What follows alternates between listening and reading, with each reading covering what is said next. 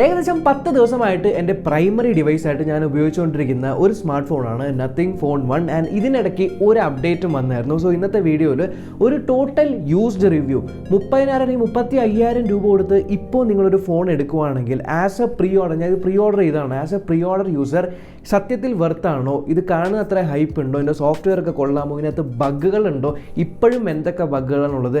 എനിക്ക് തോന്നുന്നില്ല യൂട്യൂബിൽ വേറൊരു വീഡിയോയിൽ ഈ ഒരു വിശദമായിട്ടുള്ള കാര്യങ്ങൾ പറഞ്ഞിട്ടുണ്ടാവുമെന്ന്, പ്രത്യേകിച്ച് മലയാളത്തിൽ. So it's A detailed used review. ഈ വീഡിയോ അവസാനം വരെയും കണ്ടു കഴിഞ്ഞാൽ നിങ്ങൾക്ക് കൃത്യമായിട്ടൊരു ഐഡിയ കിട്ടും ഇത് ആക്ച്വലി വെർത്താണോ എന്ന്. ബൈ ദ വേ, ഈ വീഡിയോയ്ക്കകത്ത് ഞാൻ എൻ്റെ ഫിസിക്കൽ ഓറിയോ അങ്ങനത്തെ കാര്യങ്ങളൊന്നും പറയുന്നില്ല, കാരണം അതൊക്കെ നമ്മൾ ഡീറ്റെയിൽഡ് ആയിട്ടുള്ള അൺബോക്സിംഗ് വീഡിയോയിൽ 17 മിനിറ്റിന് ഒരു വീഡിയോ ചെയ്തിട്ടുണ്ട്. അതിൻ്റെ കാർഡ് ഞാൻ ഇവിടെ ഇടാം, അല്ലെങ്കിൽ വീഡിയോ ലിങ്ക് ഞാൻ ഡിസ്ക്രിപ്ഷനിൽ ഇടാം. അത് കണ്ട് നിങ്ങൾക്ക് മനസ്സിലാക്കാം. ഇത് ഞാനിപ്പോൾ പറയാൻ പോകുന്നത് ഇത്രയും നാൾ ഉപയോഗിച്ചിട്ട് ഞാൻ അനുഭവിച്ച കഷ്ടപ്പാടുകൾ, ഞാൻ അനുഭവിച്ച നല്ല കാര്യങ്ങൾ. ഓക്കെ, ഡിസ്പ്ലേ 120 ഹെർട്സിൻ്റെ ഓട്ടോ റിഫ്രഷ് റേറ്റ് ഉള്ളതാണ് ആൻഡ് ഡിസ്പ്ലേ സ്മൂത്ത് ആണ്. ബെസൽസ് നമ്മൾ നോക്കുവാണെങ്കിൽ യൂണിഫോം ആണ്, പക്ഷേ ബെസൽസ് ഇല്ല എന്നല്ല, ചെറിയൊരു കട്ടിക്കുള്ള ബെസൽ ഉണ്ട്, പക്ഷേ എല്ലായിടത്തും യൂണിഫോം ആണ്. എന്നാൽ ബ്രൈറ്റ്നസിൻ്റെ കാര്യത്തിൽ, ബ്രൈറ്റ്നസ് പല ആൾക്കാരും പറഞ്ഞു കഴിഞ്ഞ വീട്ടിൽ 1300 നിറ്റ്സിൻ്റെ ബ്രൈറ്റ്നസ് ഉണ്ട് ബ്രോ, എന്തിനാണ് ഫോണിനെ ഡീഗ്രേഡ് ചെയ്യുന്നതെന്ന്. 1300-ൻ്റെ ആ ഒരു ബ്രൈറ്റ്നസ് എന്ന് പറയുന്നത് അത് HDR ബ്രൈറ്റ്നസ് ആണ്. ഇതിനകത്ത് 10 ബിറ്റ് ഡിസ്പ്ലേ ആണല്ലോ. HDR കോണ്ടന്റുകൾ കാണുമ്പോൾ ഇതിൻ്റെ മാക്സിമം ബ്രൈറ്റ്നസ് 1300 വരെയും പോകും വീഡിയോസൊക്കെ കൺസ്യൂം ചെയ്യുമ്പോൾ. റെഗുലറായിട്ട് നമ്മൾ യൂസ് ചെയ്യുമ്പോൾ മാക്സിമം 500 നിറ്റ്സ് വരെ വരുള്ളൂ. ആൻഡ് ആ ഒരു 500 നിറ്റ്സ് എന്ന് പറയുന്നത് ഔട്ട്ഡോറിൽ ക്ലൗഡി എൻവറോൺമെൻറ്റിൽ ഉപയോഗിക്കുമ്പോൾ പ്രശ്നമില്ല, പക്ഷേ നല്ല ഡയറക്റ്റ് സൺലൈറ്റ് ഒക്കെ ആണെങ്കിൽ ഒന്നും കാണില്ല കേട്ടോ, ഒരു സാധനവും കാണില്ല, ഭയങ്കര ബുദ്ധിമുട്ടാണ് കാണാനായിട്ട്. സോ ഡിസ്പ്ലേയുടെ കാര്യത്തിൽ അതാണ് എൻ്റെ ഒരു മെയിൻ കൺസേൺ. ബട്ട് ഇൻഡോർ യൂസിന് കിഡിലൻ കളർ റീപ്രൊഡക്ഷനുള്ള ഡിസ്പ്ലേ ആണ്. അതേപോലെ ഡിസ്പ്ലേയുടെ മുകളിലായിട്ട് പ്രീ അപ്ലൈഡ് ആയിട്ടൊരു സ്ക്രീൻ പ്രൊട്ടക്ടർ വരുന്നുണ്ട്. അപ്പോൾ അവർ പറയുമല്ലോ ഒരു ഗ്ലിഫ് കാണാൻ വേണ്ടി എപ്പോഴും കമിഴ്ത്തി വെക്കണമെന്ന്. ഞാൻ അവർ പറയുന്ന പോലെ ചെയ്തു. ആൻഡ് എൻ്റെ സ്ക്രീൻ പ്രൊട്ടക്ടറിൽ മുഴുവനും സ്ക്രാച്ചുകളാണ്. സോ നിങ്ങൾ ഈ ഒരു ഫോൺ മേടിക്കുകയാണെങ്കിൽ സ്ക്രീൻ പ്രൊട്ടക്ടർ മാറ്റി നല്ലൊരു ടെമ്പേർഡ് ഗ്ലാസ് ഒട്ടിക്കുക, ഇല്ലെങ്കിൽ ഇത് ഈ കാണുന്ന പോലെ മുഴുവനും സ്ക്രാച്ചുകൾ വരും. ഉള്ള സ്ക്രീൻ പ്രൊട്ടക്ടറിന് ഇത്രയൊക്കെ ഗുണമുള്ളൂ. ഇനി ക്യാമറയുടെ കാര്യത്തിൽ അപ്ഡേറ്റിന് മുന്നേ എങ്ങനെയായിരുന്നു, അപ്ഡേറ്റിന് ശേഷം എന്താണ് അവസ്ഥ? അപ്ഡേറ്റ് മുന്നേ ഉള്ള ഫോട്ടോ സാമ്പിൾസ് നിങ്ങൾ മറ്റേ വീഡിയോയിൽ കണ്ടു കാണും. ആൻഡ് അതിൽ കണ്ട രണ്ട് ഡിഫക്റ്റ് എന്ന് പറയുന്നത് കിടിലൻ ക്യാമറയാണ്, ക്യാമറയ്ക്ക് പ്രശ്നമൊന്നുമില്ല, പക്ഷേ നിങ്ങൾ അൾട്രാ വൈഡിൽ നിന്നും നോർമലിലേക്ക് മാറുമ്പോൾ, നോർമലിൽ നിന്ന് അൾട്രാ വൈഡിലേക്ക് മാറുമ്പോൾ കളർ ഷിഫ്റ്റ് ആവുന്നുണ്ട് എന്നുള്ള കാര്യം. രണ്ടാമത്തെ കാര്യം എന്ന് പറയുന്നത് നമ്മൾ നൈറ്റിൽ ഫോട്ടോസ് എടുക്കുന്ന സമയത്ത് ഗ്രെയിൻസ് വരുന്ന ഒരു ഇഷ്യൂ ഉണ്ടായി. ഇതായിരുന്നു ഫോട്ടോഗ്രാഫിയുടെ കാര്യത്തിൽ ഉണ്ടായ ഒരു പ്രശ്നം. ആൻഡ് ഈ ഒരു അപ്ഡേറ്റിന് ശേഷം ഉണ്ടല്ലോ ക്യാമറ കിഡുമായിട്ട് ഇമ്പ്രൂവ് ആയിട്ടുണ്ട്. അൾട്രാ വൈഡും നോർമലിയും ഏകദേശം സിമിലർ കളർ ടോണിലാണ് വരുന്നത്. ആൻഡ് ഫോട്ടോസ് ക്രിസ്പാണ്, ഷാർപ്പാണ്, റിലയബിൾ ആണ്. അതുപോലെ തന്നെ നൈറ്റ് മോഡ് കിഡുമായിട്ട് ഇമ്പ്രൂവ് ആയിട്ടുണ്ട്. നിങ്ങളിപ്പോൾ ഇൻസ്റ്റയിൽ എന്നെ ഫോളോ ചെയ്യുന്നുണ്ടെങ്കിൽ ഞാൻ ഇങ്ങനെ സ്റ്റോറീസ് ഇട്ടുകൊണ്ടേ ഇരിക്കുമായിരുന്നല്ലോ, അത് നിങ്ങൾ കണ്ടു കാണും. നൈറ്റ് മോഡ് നല്ല രീതിയിൽ ഇമ്പ്രൂവ് ആയിട്ടുണ്ട്. സോ ക്യാമറയുടെ കാര്യത്തിൽ ഇമ്പ്രൂവ്മെൻറ്റ് കിഡുവാണ്. അതേപോലെ സെൽഫീസിൻ്റെ കാര്യത്തിലും എഡ്ജ് ഡിറ്റക്ഷൻ, പോർട്രേറ്റിൻ്റെ എഡ്ജ് ഡിറ്റക്ഷൻ ഒക്കെ വളരെ ഇമ്പ്രൂവ് ആയിട്ടുണ്ട്. ഞാൻ പല സാമ്പിൾസും കാണിച്ചു തരാം. ഇനി ഇതിനകത്ത് വീഡിയോഗ്രാഫിയുടെ കാര്യത്തിൽ നമ്മൾ അന്ന് പറഞ്ഞായിരുന്നു, വീഡിയോസ് എടുക്കുന്ന സമയത്ത് ചെറിയൊരു ജിറ്ററിങ് അനുഭവപ്പെടുന്നുണ്ടായി ചില സമയങ്ങളിൽ നിന്ന്. ആ ഒരു ജിറ്ററിങ് അത്രത്തോളം ഇല്ലെങ്കിലും ഇപ്പം ലേശം വല്ലപ്പോഴൊക്കെ 60 FPS നമ്മളിങ്ങനെ പാൻ ചെയ്ത് വീഡിയോ എടുത്തുകൊണ്ടിരിക്കുമ്പോൾ ഏതെങ്കിലും ഒരു സ്ഥലത്തൊരു ഫ്രെയിം ഡ്രോപ്പ് ആവുന്ന ഇത് ഇടയ്ക്കിടയ്ക്ക്, എപ്പോഴും ഇടയ്ക്കിടയ്ക്ക് വരുന്നത് ഞാൻ കണ്ടായിരുന്നു. ബട്ട് സ്റ്റിൽ പഴയതെക്കാളും എത്രയോ ബെറ്ററാണ്. എന്നാൽ ക്യാമറ ആപ്ലിക്കേഷനിൽ എനിക്കുള്ള ഒരേ ഒരു പ്രശ്നം എന്ന് പറയുന്നത്, ഒരേ ഒരു ബഗ് എന്ന് പറയുന്നത്, പോർട്രേറ്റ് മോഡിൽ നിങ്ങൾ ഫോട്ടോസ് എടുത്തു കഴിഞ്ഞാൽ ഫോട്ടോസ് ക്ലിക്ക് ആവുന്നു, സേവ് ആവുന്ന പോലെ കാണിക്കുന്നു, പക്ഷേ പിന്നീട് ഗാലറി എടുത്ത് നോക്കുമ്പോൾ ആ ഒരു ഫോട്ടോ അവിടെ ഉണ്ടാവില്ല. പലപ്പോഴും എനിക്ക് ആ ഒരു ഇഷ്യൂ വന്നായിരുന്നു ക്യാമറയിൽ. അതുപോലെ തന്നെ വാട്സാപ്പിനകത്തേ കൂടെ നമ്മൾ ക്യാമറ ആക്സ് ചെയ്ത് ഫോട്ടോ എടുക്കുമ്പോൾ ചിലപ്പോൾ ആ ഒരു ഫോട്ടോയിൽ തന്നെ സ്റ്റക്ക് ആയിരിക്കും. ടെലഗ്രാമിലൂടെ നമ്മൾ ഫോട്ടോ എടുക്കുമ്പോൾ ആ ഒരു ഫോട്ടോ ഷട്ടർ തന്നെ വർക്ക് ആവാത്ത രീതിക്കൊക്കെ ഇടയ്ക്കിടയ്ക്ക് വരുന്നുണ്ട്. സോ ആ ഒരു ബഗ് ക്യാമറയിലുണ്ട്, അത് സ്റ്റിൽ ഫിക്സ് ആക്കേണ്ടി വരും. ഇനി ടോക്കിംഗ് അബൌട്ട് പെർഫോമൻസ്, രണ്ട് കാര്യങ്ങളാണ്. ഒന്ന് സ്നാപ്ഡ്രാഗൺ 778G+ ചിപ്സെറ്റ് ഇതിനകത്തുണ്ട് എന്നുള്ളതും നത്തിങ് OS ആണ് എന്നുള്ളതും. സോ നത്തിങ് OSൻ്റെ കാര്യം നോക്കുവാണെങ്കിൽ സ്മൂത്ത് ആണ്, ഫ്ലൂയിഡ് ആണ്. എനിക്ക് ഇതേവരെ ഞാൻ S22+ ആണ് ഉപയോഗിച്ചുകൊണ്ടിരുന്നത്. S22+ നിന്നാണ് ഞാൻ ഈ ഒരു ഫോണിലേക്ക് വന്നത്. ആൻഡ് ഡ്രാസ്റ്റിക് ആയിട്ട് പെർഫോമൻസിലൊരു കുറവ് ഞാൻ ഫീലേ ചെയ്തില്ല. അതൊരു പ്ലസ് പോയിന്റ് ആണ്, കാരണം ആ ഒരു OS അത്രത്തോളം അവർ ഒപ്റ്റിമൈസ് ചെയ്ത് വെച്ചിട്ടുണ്ട്. സോ ദാറ്റ് എല്ലാ കാര്യങ്ങളും ഭയങ്കര സ്നാപ്പി ആയിട്ട് തോന്നുന്നുണ്ട്. So overall operating system vice ഞാൻ വളരെ സാറ്റിസ്ഫൈഡ് ആണ്. ആ ഒരു ട്യൂണിങ് കാര്യങ്ങളൊക്കെ എനിക്ക് തോന്നുന്നു ഏകദേശം 500 എഞ്ചിനീയർമാരൊക്കെ ഇതിൻ്റെ പുറകെ വർക്ക് ചെയ്യുന്നുണ്ടെന്നൊക്കെ പറയുന്നത് കേട്ടായിരുന്നു. പ്ലസ് ഗെയിമിങ്ങിൻ്റെ കാര്യത്തിലായാലും ഡേ ടു ഡേ യൂസിനായാലും ഈ ഒരു പ്രോസസ്സർ പോലും ആ ഒരു ഹീറ്റിംഗ് ഇഷ്യൂ ഞാൻ പറഞ്ഞില്ല, അന്ന് കുറേ നേരം ഗെയിം കളിക്കുമ്പോൾ ബാക്കിൽ ചെറിയൊരു വാംത്ത് ഉണ്ടായിരുന്നു. ആ ഒരു വാംത്ത് ഒന്നും ഇപ്പോൾ ഇല്ല. അപ്ഡേറ്റിന് ശേഷം എല്ലാം ഫിക്സ് ആയി. So overall performance wise 778G+ ആണല്ലോ എന്ന് പറയേണ്ട ഒരു കാര്യമേ എനിക്ക് തോന്നുന്നില്ല. കാരണം ഒരാളുടെ കയ്യിൽ ഇത് കൊടുത്തു കഴിഞ്ഞാൽ ഒരു 700 സീരീസ് പ്രോസറാണ് എന്ന് ഡെഫിനറ്റ്ലി പറയില്ല. ആൻഡ് അതിൻ്റെ one of the main reasons എന്ന് പറയുന്നത് നിയർ സ്റ്റോക്ക് ആൻഡ്രോയിഡ് എക്സ്പീരിയൻസ് കിട്ടുന്നു എന്നുള്ളതും ബ്ലോട്ട് വെയറുകൾ വേറെ ഒന്നുമില്ല. സോ ബാക്ക്ഗ്രൗണ്ടിൽ വേറൊരു കുന്തം 1 ഡൗൺലോഡ് ആവേണ്ട ഒരു അവസ്ഥ വരുന്നില്ല എന്നുള്ളതാണ്. പക്ഷേ ബഗ്ഗുകളുണ്ട്, കുറച്ച് വലിയ രീതിയിലുള്ള ബഗ്ഗുകളുണ്ട്. എന്താ ഞാൻ വീഡിയോയുടെ അവസാനം പറയാം. കമ്മിങ് ടു ബാറ്ററി ലൈഫ് എൻ്റെ മോനെ ഞെട്ടിച്ച് കളഞ്ഞു. സത്യം പറയല്ല, എന്നെ ഞെട്ടിച്ച് കളഞ്ഞു. കാരണം ഞാൻ പറഞ്ഞില്ല, ഞാൻ S22+ ആണ് ഉപയോഗിച്ചുകൊണ്ടിരുന്നത്. അത്യാവശ്യം നല്ലൊരു ബാറ്ററി ബാക്കപ്പ് എനിക്ക് കിട്ടിക്കൊണ്ടിരുന്നു. പക്ഷേ കഴിഞ്ഞ അപ്ഡേറ്റിന് ശേഷം S22+ൻ്റെ ബാറ്ററി ബാക്കപ്പ് ഭയങ്കരമായിട്ട് ബോറായി. അത് ഞാൻ കമ്മ്യൂണിറ്റി പോസ്റ്റിലേക്ക് ഇട്ടിട്ടുണ്ടായി. അതിനുശേഷം ഞാൻ ഐഫോൺ ഉപയോഗിക്കുന്നുണ്ടായല്ലോ. അപ്പോൾ എനിക്ക് ഏകദേശം ഒരു 6 hours ഓഫ് ബാറ്ററിയാണ് എനിക്ക് ലഭിച്ചുകൊണ്ടിരുന്നത്. ഇതിലേക്ക് വന്നിട്ട് ഞാൻ നോർമലി ഇപ്പോൾ ഇവിടെ നിന്ന് പുറത്തൊക്കെ പോകുകയാണെങ്കിൽ മോർണിംഗിൽ ഒരു 10 മണിക്കൊക്കെ ഫുൾ ചാർജ് ചെയ്തിട്ട് വീട്ടിൽ നിന്ന് ഇറങ്ങി കഴിഞ്ഞാൽ വൈകുന്നേരം ഒരു 6-7 മണിയാകുമ്പോഴത്തേക്കും നോർമലി ഇപ്പോൾ ഐഫോൺ S22+ ഒക്കെ ഒരു 11%, 10%ലേക്ക് വന്നെത്തും. പക്ഷേ ഇത് ഞാൻ രാത്രി ഏകദേശം 11 മണിക്ക് വീട്ടിലെത്തുമ്പോൾ പോലും ഏകദേശം ഒരു 20-30% ബാറ്ററി ഉണ്ടായി. ഇത് സ്വിച്ച് ഓഫ് ആയി പോകുന്ന ഒരു അവസ്ഥയെ വന്നിട്ടില്ല. ഒരു ഫുൾ ഡേ എന്തൊക്കെയാണ്, ഫുൾ ഡേയിൽ നമ്മളിപ്പോൾ ഗൂഗിൾ പേ, പേടിഎം അങ്ങനെ പേയ്മെൻറ്റ് ചെയ്യുന്നു, അതേപോലെ സ്ഥലങ്ങൾ നോക്കാനായിട്ട് GPS ട്രാക്ക് ചെയ്യുന്നു, അതിനിടയിൽ നമ്മളിപ്പോൾ എവിടെയെങ്കിലുമൊക്കെ പോകുകയാണെങ്കിൽ പാട്ടുകൾ കേൾക്കുന്നു, യൂട്യൂബിലെ വീഡിയോസ് കാണുന്നു. ഈ കാര്യങ്ങളൊക്കെ ചെയ്തിട്ട് പോലും ഏകദേശം 20% battery in the end of the day ഉണ്ട്. സോ ബാറ്ററി എനിക്ക് തോന്നുന്നു 778G+ നല്ല രീതിയിൽ ഇമ്പ്രൂവ് ആയിട്ടുണ്ട്. സോ എക്സെപ്ഷണൽ ബാറ്ററിയാണ്. സ്ട്രെയിറ്റ് നിങ്ങൾക്കൊരു 7 to 8 hours screen on time definitely കിട്ടും. സോ ബാറ്ററി ബാക്കപ്പാണ് നിങ്ങളുടെ മെയിൻ എങ്കിൽ ഗുഡ് ടു ഗോ ഫോണാണ്. ഓക്കെ, ഇനി ചാർജിങ്ങിൻ്റെ കാര്യം നോക്കുകയാണെങ്കിൽ ഞാൻ 25 വാട്ടിൻ്റെ ഒരു PD ചാർജറാണ് ഉപയോഗിക്കുന്നത്. ഈ പുറകിൽ Type-C ഉള്ള.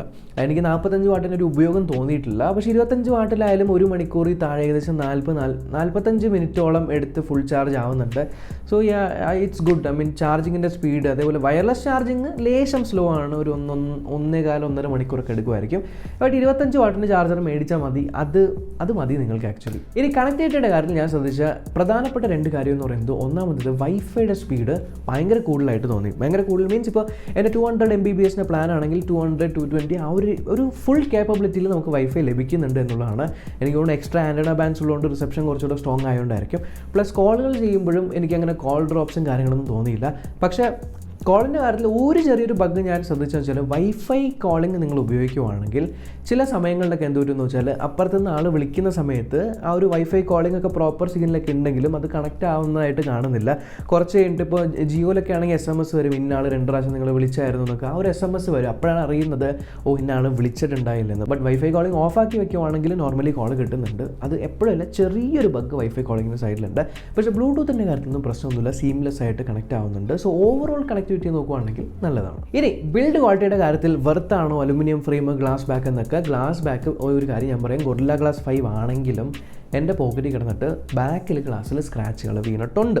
ചില സ്ഥലങ്ങളിലൊക്കെ ചെറിയ രീതിയിൽ ഗ്ലാസ്സിൽ സ്ക്രാച്ച് വീണിട്ടുണ്ട്, ഗൊറില്ല ഗ്ലാസ് ആയിട്ട് പോലും. ഇനി സൈഡ് റെയിൽസ് അലുമിനിയമാണ്, എൻ്റെ കയ്യിലുള്ളത് ബ്ലാക്ക് കളറാണ് എന്നുള്ളതുകൊണ്ട് ബ്ലാക്ക് ആണെങ്കിൽ സൈഡിൽ കുറച്ച് പെയിൻറ്റുകൾ പോയിട്ടുണ്ട്, ഞാനത് ശ്രദ്ധിച്ചായിരുന്നു.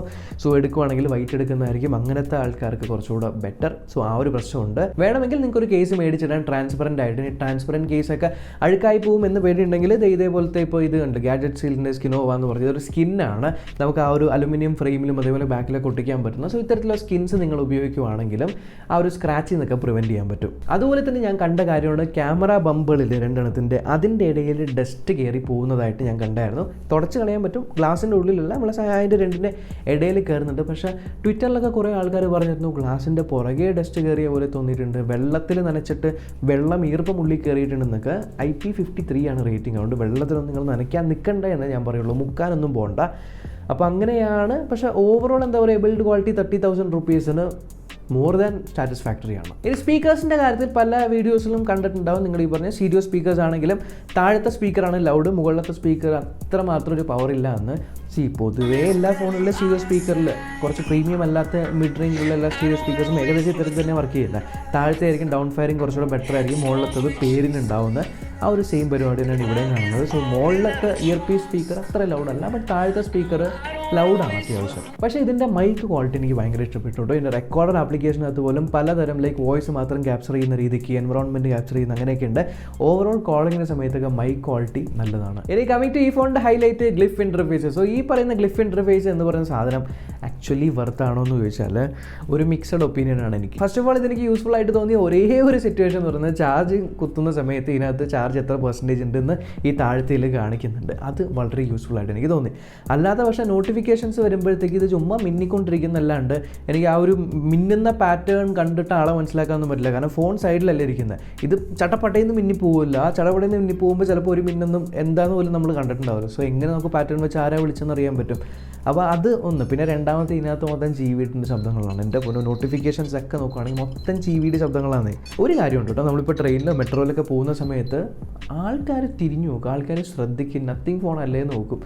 വേറെ ഒന്നും കൊണ്ടല്ലോ, ക്യാമറയൊക്കെ എടുക്കുമ്പോൾ ചിലപ്പോൾ നമ്മൾ ഈ ഗ്ലിഫൊക്കെ ഓണാക്കി വെച്ചിട്ടൊക്കെ വീഡിയോ എടുക്കുന്ന സമയത്ത് ആരായാലും ഒന്ന് നോക്കിപ്പോവും ഇത് ഏതാണ്, ഈ ഫോണോ നത്തിങ് ഫോണാണോ എന്നൊക്കെ. സോ അങ്ങനെ ആൾക്കാരെ കുറച്ച് അട്രാക്ട് ചെയ്യും എന്നല്ലാണ്ട്. പിന്നെ ഏറ്റവും അനോയിങ് ആയിട്ടുള്ള കാര്യം എന്താ അറിയോ, വാട്സപ്പിൽ ചാറ്റ് ചെയ്തുകൊണ്ടിരിക്കുമല്ലോ, നമ്മൾ നോർമലി ഒരാളുടെ ചാറ്റ് ചെയ്തുകൊണ്ടിരിക്കുന്ന സമയത്ത് മെസ്സേജുകൾ അവരിങ്ങടേക്ക് അയക്കുമല്ലോ നമ്മുടെ ചാറ്റ് സ്ക്രീനിൽ തന്നെ. ഓരോ അയക്കുന്ന മെസ്സേജുകൾക്കും ഈ സാധനം മിന്നിക്കൊണ്ടേയിരിക്കും. അതുകൊണ്ട് പുറത്തൊക്കെ നിങ്ങളിന്ന് ചാറ്റ് ചെയ്യുന്ന സമയത്ത് ഇത് ഇങ്ങനെ കണ്ടിന്യൂസ് ആയിട്ട് മിന്നിക്കൊണ്ടേയിരിക്കും. സോ ഗ്ലിഫ് ഓഫ് ആക്കി ഇടേണ്ട അവസ്ഥ വരും. പക്ഷേ ഫോണിനുള്ള ഹാപ്റ്റിക്സ് അല്ലെങ്കിൽ വൈബ്രേഷൻ നല്ലതാണ്. വൈബ്രേഷൻ നല്ലതാണെങ്കിലും ഒരു കാര്യമുണ്ട്, ഫോൺ സൈലൻറ്റിലിട്ടാൽ പോലും ആ ഒരു വൈബ്രേഷൻ്റെ ടക ടക ടക ടക ടക ടക എന്ന് പറയുന്ന ശബ്ദം ഒരു ടൈപ്പിംഗ് ശബ്ദം പോലെ കേൾക്കുന്നുണ്ട്. അല്ലാണ്ട് ടോട്ടലി സൈലൻറ്റ് മോട്ടർ അല്ല. സോ മേ ബി ചില ആൾക്കാർക്ക് അതൊരു അനോയിങ് ആയിട്ട് തോന്നാം. ഇനി ബഗ്ഗുകളുടെ കാര്യത്തിൽ തന്നെ ഇപ്പോഴും അനോയ് ചെയ്യുന്ന കുറച്ച് എക്സ്ട്രീം ആയിട്ടുള്ള ബഗ് എന്ന് പറയുന്നത് ലോക്ക് സ്ക്രീൻ ബഗ്ഗാണ്. നമ്മൾ ലോക്ക് സ്ക്രീനിൽ ഇരുന്നിട്ട് നമ്മൾ ചില സമയത്തൊക്കെ വല്ല മെസ്സേജ് കാണാൻ വേണ്ടി മെസ്സേജുമേ ടാപ്പ് ചെയ്യുമല്ലോ. ടാപ്പ് ചെയ്യുന്ന സമയത്ത് ഫിംഗർ പ്രിൻറ്റ് വയ്ക്കാൻ പറയും. നമ്മൾ ഫിംഗർ പ്രിൻറ്റ് വയ്ക്കും. ഫിംഗർ പ്രിൻറ്റ് അത്യാവശ്യം ഫാസ്റ്റാണ്. ഫിംഗർ പ്രിൻറ്റ് വെച്ചിട്ട് നമ്മൾ ആപ്പിലേക്ക് കൊണ്ടുപോകുന്ന പോലെ കാണിച്ചിട്ട് വീണ്ടും ലോക്ക് സ്ക്രീൻ തന്നെ കൊണ്ടെത്തിക്കും. പക്ഷെ അത് സ്ക്രീൻ ബ്ലാക്ക് ആയി കുറച്ച് കഴിഞ്ഞാൽ ടൈം വരും, പിന്നെ ബാറ്ററി പെർസെൻറ്റേജ് വരും, പിന്നെ ഫിംഗർ പ്രിൻറ്റ് സ്കാനർ വരും, കുറച്ച് നേരം സ്റ്റക്ക് ആയിരിക്കും. അതേപോലെ ചില സമയങ്ങളിലൊക്കെ ഫോൺ നമ്മളിങ്ങനെ ഉപയോഗിച്ചിട്ട് ഇതേപോലെ ലോക്ക് ചെയ്ത് അൺലോക്ക് ചെയ്യുന്ന സമയത്ത് സ്ക്രീൻ ഫുൾ അങ്ങോട്ട് ബ്ലാക്ക് ആവും. അപ്പോൾ നമ്മൾ കുറേ പ്രാവശ്യം പവർ ബട്ടണൊക്കെ പ്രസ് ചെയ്തുകൊണ്ടിരിക്കുക, എന്താണ് സ്ക്രീൻ ഓൺ ആവാത്തതെന്ന്. പക്ഷേ ആമോലെഡ് സ്ക്രീൻ ആയതുകൊണ്ട് ബ്ലാക്ക് എന്ന് പറഞ്ഞാൽ സ്ക്രീൻ ഓഫ് അല്ലേ. പക്ഷേ നമ്മൾ ജസ്റ്റ് മുകളിൽ നിന്ന് ഇങ്ങനെ വലിക്കുന്ന സമയത്ത് സ്റ്റേറ്റസ് ബാർ വരും. സോ ആക്ച്വലി അത് ഓഫ് ആയിരിക്കില്ല. പിന്നെ ആ ഒരു സ്റ്റേറ്റസ് ബാറിൽ നിന്ന് എന്തെങ്കിലും ഒരു നോട്ടിഫിക്കേഷൻ എന്തെങ്കിലും ക്ലിക്ക് ചെയ്ത് കഴിയുമ്പോഴാണ് നമ്മുടെ ആക്ച്വൽ മെനു വരുന്നത്. ഈ അനോയിങ് ആയിട്ടുള്ള ബഗ് അപ്ഡേറ്റിന് മുന്നേയും ഉണ്ട്, അപ്ഡേറ്റിന് ശേഷമുണ്ട്. സോ ഇതൊരു സെക്യൂരിറ്റി വൈസ് ഉള്ളൊരു ബഗ് ആയതുകൊണ്ട് ഞാൻ ലേശം കൺസേൺഡ് ആണ്. പക്ഷേ ഫിംഗർ പ്രിൻറ്റ് ഇല്ലാണ്ട് ഉള്ളിലേക്ക് കൊണ്ടുപോകുന്നില്ലെങ്കിലും ബട്ട് ഫിംഗർ പ്രിൻറ്റ് ഓതൻറ്റിക്കേഷൻ അവിടെ ഒരു ബഗ് ആറ്റ്സ് നോട്ട് അക്സെപ്റ്റബിൾ. അതേപോലെ ഫേസ് ഐ ഡി ഭയങ്കര പോറായിരുന്നു അപ്ഡേറ്റിന് മുന്നേ. ഇപ്പോൾ ഫേസ് ഐ ഡി വളരെ നല്ല രീതിയിലായിട്ടുണ്ട്. പക്ഷേ എന്നാൽ പോലും ഈ സ്പെക്സ് ഒക്കെ വെക്കുന്ന സമയത്തൊക്കെ ഫേസ് ഐ ഡി ചിലപ്പോൾ പാളി പോകാറുണ്ട് ചില സമയത്ത്. അല്ലെങ്കിൽ നല്ല ലൈറ്റ് മുഖത്തടിക്കുമ്പോൾ അല്ലെങ്കിൽ ലൈറ്റിൻ്റെ ഓപ്പോസിറ്റ് ഇരിക്കുമ്പോഴൊക്കെ ചില സമയങ്ങളിൽ പാളി പോകാറുണ്ട്. പക്ഷേ നേരത്തെ മൊത്തം പാളലായിരുന്നു. ഈ പ്രാവശ്യം ആ ഒരു കാര്യം ഫിക്സ് ചെയ്യുന്നുണ്ട്. Overall face I D improve ആയിട്ടുണ്ട്. സോ 10 ദിവസത്തിന് ശേഷം ഇതാണ് എൻ്റെ ഒരു എക്സ്പീരിയൻസ്. സോ ഇതാണ് നത്തിങ് ഫോൺ 1 എൻ്റെ 10 days എക്സ്പീരിയൻസ് റിവ്യൂ. ഒരു വീഡിയോ ഇൻഫോർമേറ്റീവ് എടുത്തോണ്ടെങ്കിൽ ഉറപ്പായിട്ടും ചാനൽ ചെക്ക് ചെയ്യാനും ഇതുവരെ സബ്സ്ക്രൈബ് ചെയ്തിട്ടില്ല അല്ലെങ്കിൽ സബ്സ്ക്രൈബ് ചെയ്യാനും തൊഴിൽ ചില ബെല്ലിംഗ് ക്ലിക്ക് ചെയ്ത് ഓൾ നോട്ടിഫിക്കേഷൻ എനേബിൾ ചെയ്യാൻ മറക്കണ്ട. നമ്മൾക്കിനി അടുത്ത വീഡിയോ കാണാം. ബൈ.